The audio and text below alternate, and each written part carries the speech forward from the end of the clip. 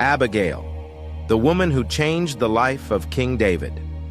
Destiny helpers are people whose mere presence can change the course of your life. Such was the case for David when he met an extraordinary woman that changed his life. This story takes place after David experienced the loss of his mentor, Samuel, as described in 1 Samuel chapter 25, verse 1. Following Samuel's passing, David departed and journeyed to the wilderness of Paran. It was in the course of this journey that he met the woman that God used to single-handedly stop him from self-destruction and redirected his gaze towards his destiny of becoming the king of Israel. Who is this extraordinary woman that changed everything, not only for David but for generations of Israelites and indeed for humanity? What did she do, and what were the consequences of her actions, both for her and for David, who later became a king? The story is narrated in the book of 1 Samuel chapter 25. According to the passage of the Bible, there lived a wealthy man named Nabal, whose business thrived in the town of Carmel. He owned 3,000 sheep and 1,000 goats, plenty of slave laborers, and other valuable properties. However, Nabal was not a very good man. In fact, his name, Nabal, is reflective of his character. He was harsh and wicked in his dealings with other people. Yet, he was married to a beautiful, kind, gentle, and intelligent woman named Abigail. This pairing almost reminds one of the story of Beauty and the Beast. Only this beast was beyond taming. Although Nabal possessed great wealth, he was poor in spirit and miserable in living.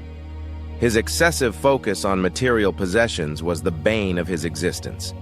Even during the sheep shearing or harvest season, a time of common hospitality and feasting, Nabal did not show any form of generosity. In contrast to her husband, Abigail was generous and beloved by all. The Bible speaks well of Abigail, equating her beauty with that of only two other women, Rachel and Esther. One might wonder how a man like Nabal could have ever won the heart of a remarkable woman like that. Not far from where Nabal had his farm and tended to his flock, David had his camp with his men.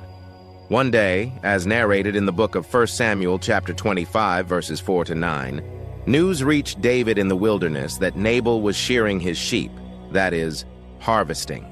David sent 10 young men with this message: "Go to Carmel, find Nabal, and greet him on my behalf. Extend to him my wishes for a long life, peace to him, his household, and all his possessions. I have heard that his shepherds, who have been with us, were not harmed and nothing was missing while they were in Carmel. Ask your young men, and they will confirm this. Therefore let my young men find favor in your eyes and be treated well, for we have arrived on a joyous occasion. Please share whatever provisions you have at hand with your servants and with your son, David." David and his men had been voluntarily protecting Nabal's workers and his flock. They thought Nabal would at least show appreciation for their good-natured service to him, as it is customary for that harvest time of the year. David's young men delivered the message to Nabal as instructed. It is important to note that this proposition from David was not a form of extortion or a protection racket, as it may sound to modern ears. Instead, it was a request for fair compensation for the valuable services David had provided in safeguarding Nabal's flocks when they were vulnerable to Philistine raids.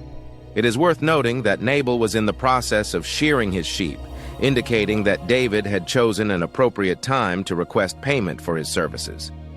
David had protected Nabal's shepherds and flocks for a considerable period, yet he did not expect compensation until Nabal himself had profited from the harvest in a manner respectful of the customs surrounding harvest and sheep shearing. David presented an offer to Nabal. He did not impose a specific contribution or set a price. Instead, he left it to Nabal's generosity. However, Nabal responded disrespectfully, questioned David's identity, and dismissed him as insignificant.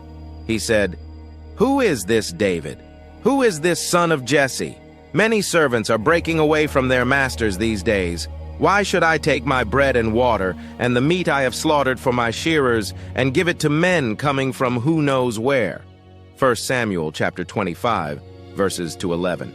It is clear that Nabal was well aware of David's reputation throughout Israel, making his insult a deliberate act. Nabal, fully cognizant of David's identity, chose not to acknowledge him.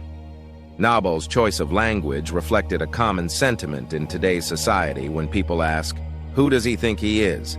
Nabal continued to belittle David by falsely accusing him of being a disobedient servant. Nabal's stinginess and lack of empathy were on full display when David's men returned from Nabal and relayed his insulting message. David was livid, as narrated in the book of 1 Samuel, chapter 25, verse 13. David responded by instructing his men to put on their swords and get ready for battle. He too armed himself, and approximately 400 men joined him in preparation to confront Nabal. He was ready for a fight, yet this was not a shining moment for David. His response did not align with how the Lord would have wanted him to handle insults or even an attack. God calls us to bear insults with love and kindness, responding to evil with good. Walking in the high ground of love and kindness is what is expected. Approximately 400 men accompanied David. His intention was not merely to make a statement to Nabal, but to wipe him out. However, one of Nabal's servants heard of the impending disaster and approached Abigail to inform her of what had happened. The young man warned Abigail of the impending calamity that was planned against their master and his household. It was evident to the servants that David would not tolerate such an insult without a fight.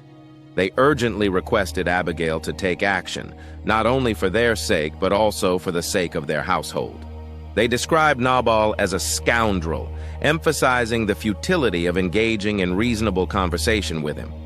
This explains why they didn't hesitate to make an urgent appeal to Abigail, realizing it was a matter of life or death. Abigail acted swiftly, demonstrating her wisdom and judgment. She recognized the urgency of the situation and wasted no time in making preparations. She gathered 200 loaves of bread, 2 jugs of wine, 5 sheep already prepared for roasting, 5 measures of roasted grain, 100 clusters of raisins, and 200 cakes of figs. After the items were loaded onto donkeys, she instructed her servants to go ahead of her, assuring them that she would follow. It is important to note that she did not disclose her actions to her husband. She knew that she would have been unable to convince him. Abigail rode on her donkey, but as she was going through the hidden part of the mountain, she unexpectedly encountered David and his men, who apparently were coming to attack her husband. As Abigail caught sight of David, she hastened to dismount from her donkey and prostrated herself before him, kneeling with her face to the ground in a show of deep respect. With humility, she addressed him, acknowledging her role in the matter and requesting his attention to hear her words. She pleaded with David not to pay heed to Nabal, emphasizing that his name accurately reflected his foolish and senseless nature. She explained that she had not seen the young men sent by David. She pleaded with David that it was the Lord who had prevented him from taking vengeance with his own hand. She urged him to allow divine justice to reign in the life of his enemies and those seeking to harm him. Presenting the gifts she had brought, Abigail tactfully requested that they be given to David's accompanying men. She sought forgiveness for any transgressions and assured David that the Lord would establish for him a secure and enduring house, recognizing his role as a warrior fighting the battles of the Lord. Abigail reminded David of God's promise to him and encouraged him to be steadfast in that promise. David, already in a state of anxiety and irritation, was taken aback by this sudden appearance of a lavish entourage and a graceful woman bowing before him. The sight compelled him and his entire company to halt their journey immediately. Abigail certainly knew how to command attention, even from the would-be king of Israel. Abigail's appeal to David was masterful and instrumental in averting a disaster, both for her husband and for David, who would have offended God with his action of vengeance. However, some say she also made some mistakes in the encounter. First, she openly criticized Nabal, her husband, before David, referring to him as a scoundrel. Such harsh criticism is not fitting for a wife to speak of her husband, just as a husband should not speak ill of his wife. The second criticism is that Abigail seemed to have made herself available to David for future consideration, which may have been inappropriate given the circumstances. However, The most important point to note is that through her quick thinking and promptness of action, Abigail stopped a raging madness between two men that could have led to many deaths. Abigail's wise words served as a poignant reminder for David, evoking memories of a time when he had wholeheartedly trusted God for victory, slaying Goliath with a stone and a sling. Through her insightful appeal, Abigail redirected David's focus from the bow to the Lord. What made Abigail's plea truly magnificent was its uplifting nature. Rather than tearing David down, she exalted him, emphasizing his glorious calling, destiny, and overall integrity. Abigail simply urged him to consider whether his actions aligned with his future and character. David, acknowledging the truth in her words, blessed the Lord for sending her and commended her discretion and wisdom. He recognized that she had prevented him from shedding blood and seeking revenge with his own hands. Through her bold, swift, and wise appeal, Abigail halted David's descent into sin. Abigail's appeal was not only compelling but practical as well. She promptly settled the debt owed to David, ensuring that he received what was rightfully his. When Abigail arrived back home, Nabal was having a grand feast and was completely intoxicated. She wisely chose to withhold her message until the morning when Nabal's disposition had sobered. When she finally informed him of the situation, his heart sank with uncontrollable rage, and he was instantly struck with paralysis. Shortly thereafter, he died. No one is beyond the reach of God's justice, and when the appointed time comes, he executes his judgment. When news reached David of Nabal's death, he praised the Lord for vindicating him and sparing him from seeking revenge.